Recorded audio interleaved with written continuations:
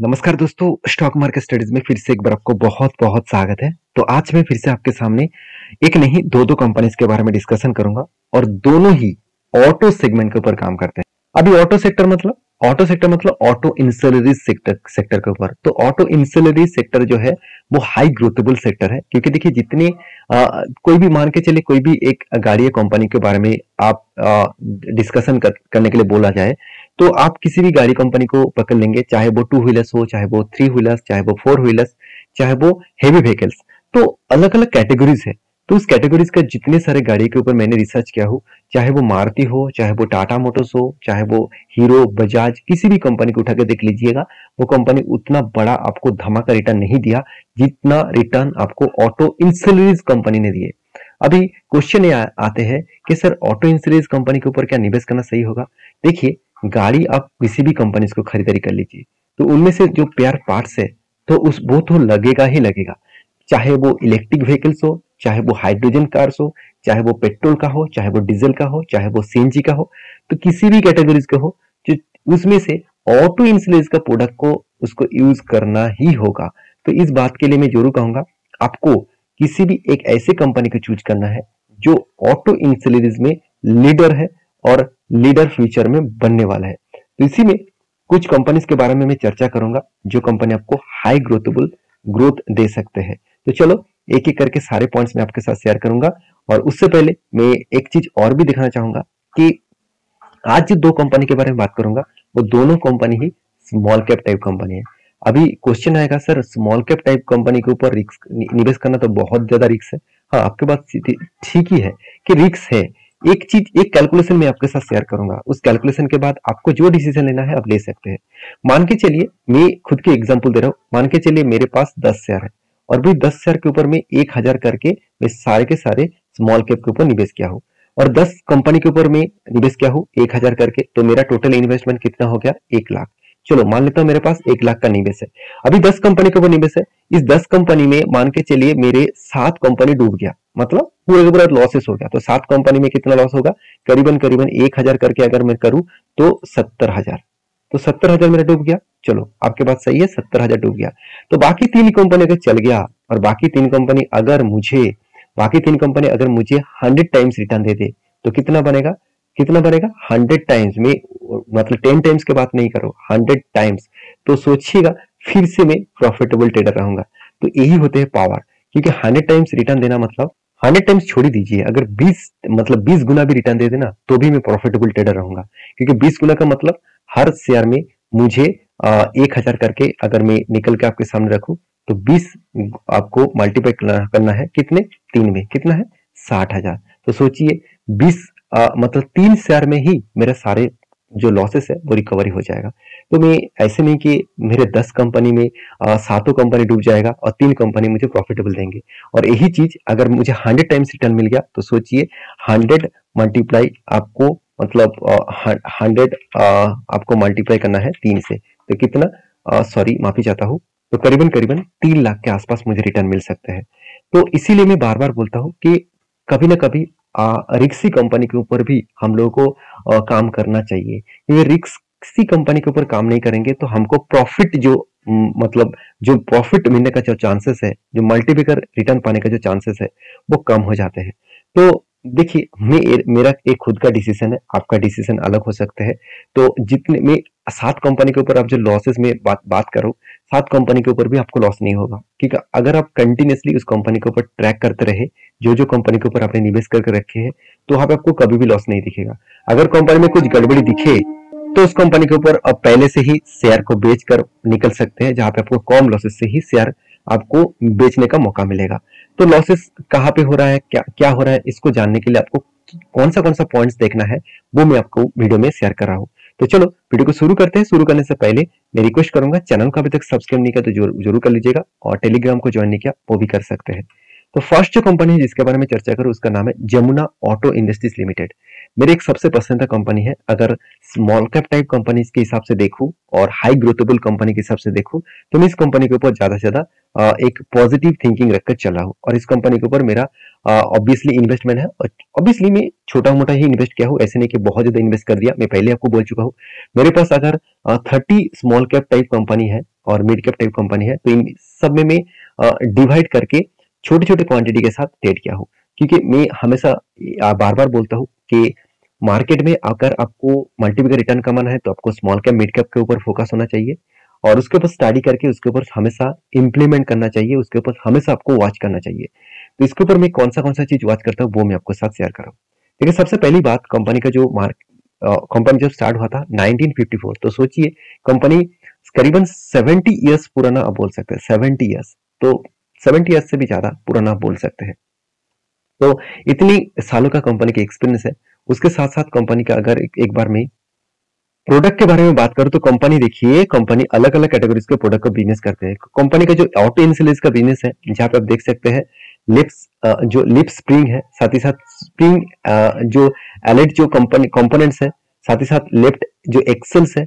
मतलब एक्सेल्स क्या है, मैं चलो एक बार आपको पिक्चर दिखा देता हूं और भी क्लियर हो जाएगा। देखिए इस तरीके से प्रोडक्ट्स को एक्सेल कहा जाता है जिसके ऊपर पूरा का पूरा जो गाड़ियों का जो कैप मतलब लोड कैपेसिटी है वो इसको हैंडल करता है। क्योंकि देखिए जो जर्किंग होते हैं, जब हम लोग कोई भी गाड़ी से एक जगह से दूसरी जगह जाते हैं, मान के चलिए वो ट्रक्स हो, बसेस हो, बाइक्स हो, तो जब गड्ढे में कोई भी पहिया गड्ढे में पड़ते हैं तो एक जर्किंग होता है। तो उस जर्किंग को कंट्रोल करने के लिए इस तरीके से एक्सेल्स को लगाया जाता है। तो इसी तरीके से एक्सेल का जो प्रोडक्ट है वो इसी कंपनी बना रहा है।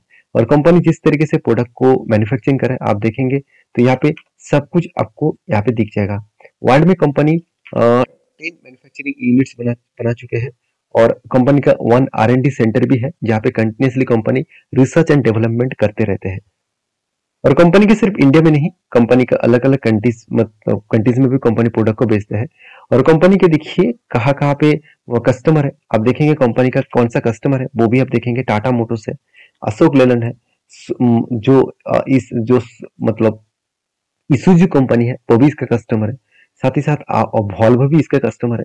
तो आप देख सकते हैं अलग अलग कस्टमर इसको देखने को मिल जाएगा। तो चलो यहाँ पे मैं आपको दिखा देता हूँ अशोक लेलैंड, फोर्स, साथ ही साथ जो फूजो है जो एक जापानीज कंपनी है, साथ ही साथ वॉल्वो, भारत बेंच। तो इस तरीके से महिंद्रा से लेकर टाटा से लेकर इसुजू, ये सारे कंपनीज के दिग्गज दिग्गज कंपनीज इसका कस्टमर है। जो सारे कंपनीज का कंपनी एक्सेल बेचते रहते हैं।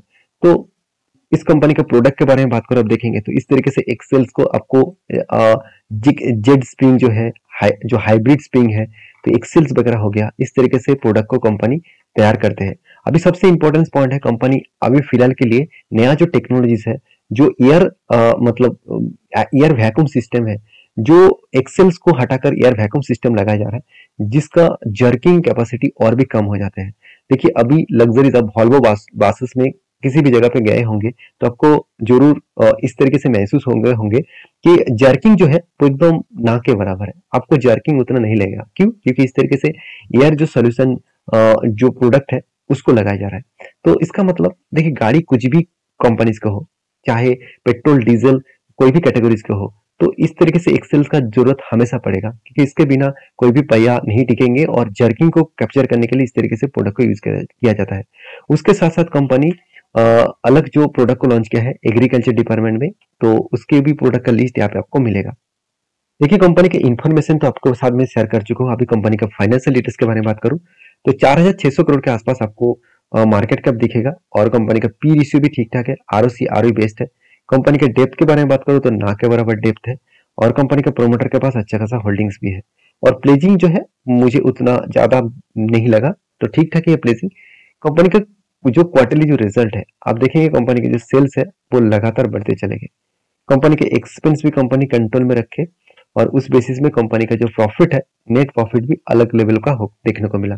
कंटिन्यूसली कंपनी का प्रॉफिट बढ़ता चला जा रहा है। अभी जो पॉइंट्स मैं हमेशा देखता हूँ वो है कंपनी का ईयर ऑफ ईयर बेसिस में प्रॉफिट। देखिए ईयर ऑफ ईयर बेसिस में प्रॉफिट देखेंगे तो कंपनी का प्रॉफिटेबिलिटी अलग लेवल में देखने को मिला। कंपनी कंटिन्यूसली प्रॉफिट को बढ़ाते चले जा रहा है और इस बार कंपनी हाईएस्ट प्रॉफिट जनरेट करने जा रहा है। और कंपनी का देखिए सेल्स ग्रोथ भी बढ़ रहा है, प्रॉफिट ग्रोथ भी बढ़ रहा है। और रिटर्न ऑफ इक्विटी भी बेस्ट है और कंपनी अलग लेवल का रिटर्न भी दे चुके हैं। देखिए इसीलिए मैं बोलता हूँ, देखिए 10 साल में 37% के आसपास रिटर्न दिया, 5 साल में कितना 11, 3 साल में कितना 40%। तो कंपनी के ऊपर जो बैलेंस शीट है, जहाँ पे मुझे सबसे जो इंपॉर्टेंट पॉइंट देखने को मिलता है वो है रिजर्व। रिजर्व लगातार बढ़ते जा रहे हैं, कर्जा कम होता जा रहा है, फिक्स्ड एसेट भी बढ़ा और कंपनी बिजनेस के ऊपर कंटिन्यूअसली पैसा लगाते जा रहा है, कंटिन्यूअसली। ये कंपनी के लिए बिग बोन्स है। जिस हिसाब से कंपनी पैसा लगा रहा है, तो मुझे लगता है कंपनी में कुछ ना कुछ बड़ा काम होने के लिए तैयारी कर रहा है। कंपनी के इस बार 79 करोड़ का ट्रेड मिला, जो पिछले बार करीबन 300 करोड़ के आसपास ट्रेड मिला था। 280 करोड़ के 90 करोड़ के आसपास ट्रेड मिला था। तो सारे पॉइंट्स को कंक्लूजन को रखते हुए इस जमुना वाटर का जो सेल्स ग्रोथ है उसके बारे में बात करूं तो प्रॉफिट जो रेवेन्यूज ग्रोथ है वो यहाँ पे कोविड के टाइम में डाउन हो गया था, उसको फिर से रिकवरी कंपनी कर चुके हैं। प्रॉफिट में देखिए, प्रॉफिट में भी डाउन साइड देखने को मिला था, उसको भी फिर से रिकवरी किया और हाईएस्ट प्रॉफिट देखने को मिला। और नेटवर्क के बारे में बात करूं तो नेटवर्क जो है वो लगातार बढ़ते जा रहा है। तो इस बेसिस में देखा है तो कंपनी के ऊपर एज ए इन्वेस्टर देखिए, प्रोमोटर्स से लेकर एफएसडीएस पब्लिक हर किसी ने इस कंपनी के ऊपर इन्वेस्टमेंट करना स्टार्ट कर चुके हैं। तो इसका मतलब कुछ ना कुछ ग्रोथ पोटेंशियल तो हाई होने वाला है, जिसके लिए हर कोई व्यक्ति इस कंपनी के ऊपर निवेश कर रहा है। तो चार्ट पैटर्न के बारे में बात करूं, कंपनी जब से स्टार्ट हुआ तब इसका प्राइस था 2011 में इसका प्राइस था सिर्फ 12 रुपीज और आज कितना है 117। देखिए दोस्त 2012 से 2023 तक देख लो तो ऑलमोस्ट 10 ईयर्स हो चुके हैं। अभी 10 ईयर्स में कंपनी कितना रिटर्न दिया वो सबसे पहले देख लीजिए। 10 ईयर्स में कितना रिटर्न दिया, अगर मैं डाउन लेवल से टॉप लेवल तक देखूं तो 850-900% का, इसका मतलब 9 टाइम्स रिटर्न ऑलमोस्ट दे चुके हैं। इसलिए मैं बार बार बोलता हूँ, देखिए यहाँ पे वोलेटिलिटी कितना है। 2018 के बाद ऑटो सेक्टर में गिरावट हुआ था, तो इसलिए ऑटो इंश्योरेंस का भी हालत खराब हो गया था। कोविड के बाद ऑटो सेक्टर भागना स्टार्ट कर दिए, तो इस कंपनी को भी देखिए तेजी कितना है। मैं अगर इस सिचुएशन को आपको मैं मार्किंग करूं तो डाउन लेवल से टॉप लेवल तक 450 से 500% रिटर्न सिर्फ के सिर्फ 3 साल में दिया।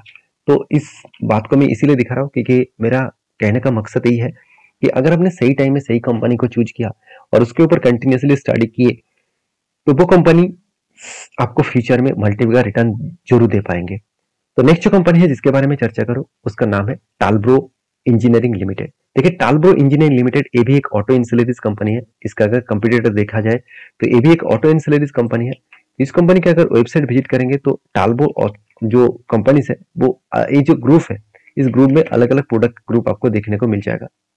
अब इस कंपनी के प्रोडक्ट के बारे में बात करूं तो आप देखेंगे तो जितने सारे प्रोडक्ट आप दिख रहे हैं वो इंजिन वगैरह, डिफेंशियल वगैरह, क्लच, गियर, इस तरीके से साथ ही साथ कंपनी का और भी अलग अलग प्रोडक्ट है जो गाड़ी में ऑटो इंश्योरेंस के हिसाब से यहाँ पे कंपनी बनाते रहते हैं।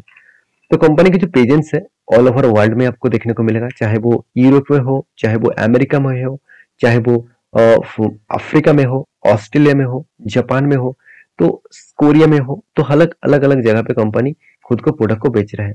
तो इस कंपनी की जो ग्रोथ है वो मैं आपके साथ शेयर करूं। अब देखेंगे कंपनी का जो ग्रोथ आपको देखने को मिलेगा वो कुछ इस तरीके से है। रेवेन्यूज का जो ग्रोथ है, आप ईयर बेसिस में बात करूं तो कंपनी कोविड के टाइम में थोड़ा सा करेक्शन हुआ था, उसके बाद कंपनी धमाका कर दिया।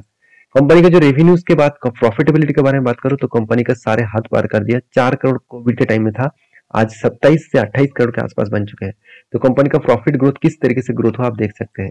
नेटवर्क के बारे में बात करूं तो कंपनी का 50 करोड़ के आसपास नेटवर्क था, आज 120 करोड़ के आसपास नेटवर्क बन चुके हैं। तो यहाँ पे अलग लेवल का ग्रोथ देखने को मिला है। अभी सबसे जो इंपॉर्टेंट पॉइंट है कंपनी के ऊपर फ्यूचर में क्या होने वाला है उसके ऊपर आपको कुछ पॉइंट्स देखना चाहिए। देखिए कंपनी स्टार्ट हुआ 1980 में, तब से लेकर कंपनी आगे बढ़ रहा है और कंपनी आप देखेंगे तो इस कंपनी जो मैन्युफैक्चरिंग करते हैं एक्सेल शिफ्ट वगैरह और जो डिफरेंशियल है उसके और क्लच पैड वगैरह और क्लच हेड वगैरह इस तरीके से प्रोडक्ट को कंपनी बनाते हैं और इंटरनेशनल और डोमेस्टिक अलग अलग जगह पे खुद का प्रोडक्ट को बेचते हैं। तो कंपनी का जो ग्रोथ है वो आपको आरओई में अच्छा खासा दिखेगा, इनकम भी है। कंपनी का डेप्थ भी थोड़ा सा ज्यादा है क्योंकि कंपनी छोटा है इसलिए डेप्थ को ज्यादा लेकर काम कर रहा है और डेप्थ लेने के बाद भी कंपनी का प्रॉफिटेबिलिटी जो है वो पॉजिटिव में है। ऐसे नहीं कि कंपनी का प्रॉफिट कम होता जा रहा है, कंटिन्यूसली कंपनी का प्रॉफिट बढ़ता जा रहा है। अगर मैं 10 साल से कंपेरिजन करूं तो 4 करोड़ से कंपनी बढ़ के हो चुके हैं करीबन 25 करोड़ के आसपास। तो अलग लेवल का ग्रोथ यहाँ पे देखने को मिला और यहाँ पे जो सेल्स का ग्रोथ है वो भी पॉजिटिव है, प्रॉफिट ग्रोथ भी पॉजिटिव है और अच्छा खासा कंपनी आपको रिटर्न भी दिया और रिटर्न ऑफ इक्विटी भी शानदार देखने को मिला। अभी बैलेंस शीट के बारे में बात करूं तो कंपनी के रिजर्व लगातार बढ़ते चले गए, कंपनी का बोरिंग्स भी बढ़ा और उसके हिसाब से कंपनी का फिक्स्ड एसेट भी बढ़ता चला गया और कंपनी इस बार बिजनेस के ऊपर 22 करोड़ के आसपास पैसा लगा के रखे हैं। तो कुछ ना कुछ बड़ा कंपनी का बिजनेस के टारगेट है, उस टारगेट को फॉलो अप करने के लिए कंपनी पैसा भी लगा रहा है, उसके साथ साथ कंपनी इस बार 64 करोड़ के आसपास प्रोजेक्ट भी मिला। तो सारे पॉइंट्स मैं आपके साथ शेयर किया हूँ। अभी फाइनली कंपनी के ऊपर इन्वेस्टर के बारे में बात करूँ तो पब्लिक और प्रोमोटर के पास ही होल्डिंग है, डीएस के पास ना के बराबर होल्डिंग है, क्योंकि इंस्टीट्यूशन इतनी छोटे कंपनी के ऊपर निवेश करने से डरते हैं। ऑब्वियसली उसको डरना चाहिए, क्योंकि हम लोग कितनी क्वांटिटी के साथ ट्रेड कर लेंगे, चाहे 100, 500, 200, और वो लाखों करोड़ों का अमाउंट्स को इन्वेस्ट करते हैं एक साथ, तो उसको तो डर तो लगेगा इस तरीके से छोटे कंपनी के ऊपर, जहाँ पे मार्केट कैप 450 करोड़ के आसपास है। अभी रही बात चार्ट पैटर्न्स का, तो देखिए कंपनी जब से स्टार्ट हुआ, इसका स्टार्टिंग पीरियड था 2015, उसके बाद देखिए 2018 में जो ऑटो सेक्टर का गिरावट हुआ, वहां पे करेक्शन हुआ। उसके बाद कोविड के सिचुएशन के बाद कंपनी धमाका कर दिया। कोविड से लेकर कंपनी का लॉन्ग जर्नी में दिखा, सॉरी मैं स्टार्टिंग से ही दिखा देता हूँ। अगर लॉन्ग जर्नी तक देखूं तो ऑलमोस्ट कितना 4000% का रिटर्न दिया। तो मैं पहले बोल चुका हूँ कि अगर कुछ कंपनी से अगर 100 टाइम्स भी रिटर्न देते ना, तो सोचिए आपका तो पैसा बन जाएगा। तो इसीलिए मैं इस कंपनी के ऊपर कंटिन्यू जरूर करूंगा। आपके क्या राय है जरूर कमेंट्स करके बताना। वीडियो में कुछ जानकारी अच्छा मिले तो प्लीज लाइक करना, दोस्तों के साथ शेयर भी करना। और ये वीडियो टोटली एजुकेशन पर्पस में था, मेरे तरफ से कोई भी बाय एंड सेल का रिकमेंडेशन नहीं है। किसी भी कंपनी के ऊपर काम करना है तो प्लीज आपके रिसर्च के हिसाब से, आपके ओपिनियन के हिसाब से जरूर करिए। मिलते हैं नेक्स्ट वीडियो में, तब तक के लिए अच्छे से रहिए, अपने ख्याल रखिए, धन्यवाद।